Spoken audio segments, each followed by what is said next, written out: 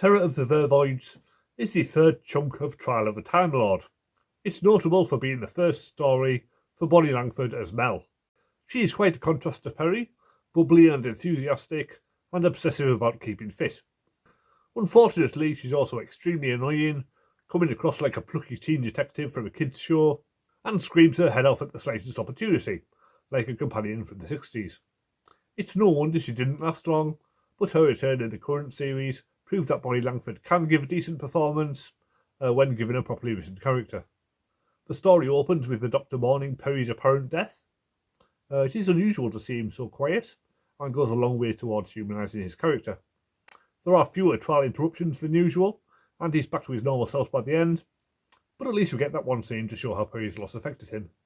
His decision to present a story from his future seems unwise.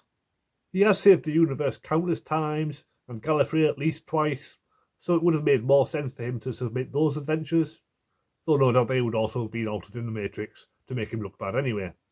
It also means that we are introduced to Mel before she has even met the Doctor, so she never really feels like a proper companion.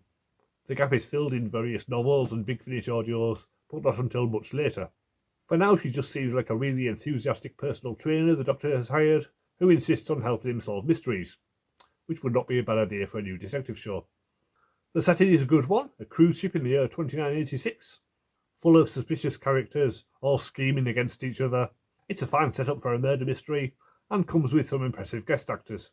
Honor Blackman from Goldfinger and the Avengers plays Professor Lasky, all no-nonsense, stern and brusque. And then there's Commodore Travers, played by Michael Craig, who has an impressively long career. And he's still alive at 96, so Big Finish could always bring him back for the Tonker Travers adventures. The first two episodes move along briskly, with characters dying in a number of ways. One is killed in a waste disposal unit, and Travers utters the immortal line, "Whoever's been dumped in there has been pulverised into fragments and sent floating in space, and in my book that's murder." Yeah, nothing gets past him. Another is electrocuted, prompting Mel to scream her head off for the first time, but sadly not the last. The actual murderer is so nondescript, I always forget who he is every time I watch this. He's just that guy who is in the background of a couple of scenes. I guess that's a good thing, the mystery still works, but only because the resolution is so forgettable. And I'm not going to spoil it here in case anyone hasn't watched it yet.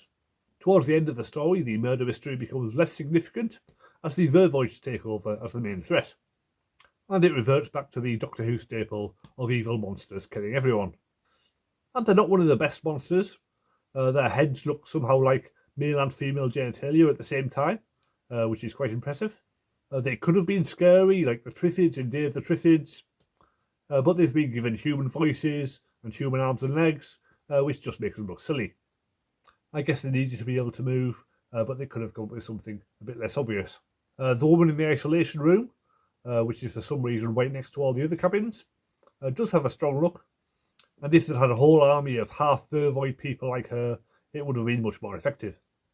We also have the Megarans, who are just aliens in basic suits, but they do work well, even if their translation gimmick is rather over-explained. The ending has the Doctor killing all the Vervoids, whereupon the Valyard promptly accuses him of genocide. I can't remember if this is addressed in the next story, but it seems very unfair to charge the Doctor for something he hasn't even done yet. Granted, this is a Time Lord court, so the usual rules of past and future may not apply. I'll just have to wait and see if it gets addressed next time. The DVD has more than an hour of extras.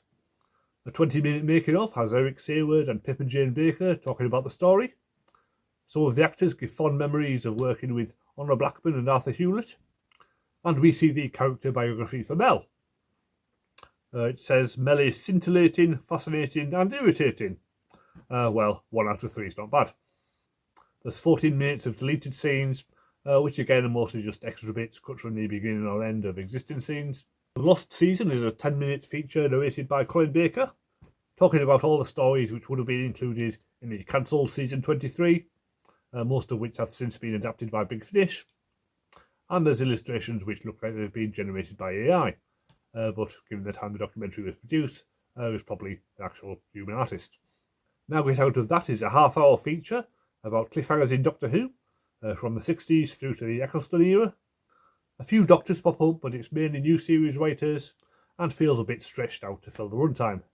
Finally, we get a brief clip from Saturday Picture Show with Mark Curry interviewing Bonnie Langford. It's mainly about her panto, but she does talk a little bit about Doctor Who. Overall, it's not too bad. The murder mystery is decent, but the Vervoids are laughable, and Bonnie Langford is just grating. I'll give it 6 out of 10. Next week, The Ultimate 4, which is a bit of a mess for all sorts of reasons, but at least it's the end of the trial. Hooray! Subscribe if you want to find out what I think of that, and I'll see you next time.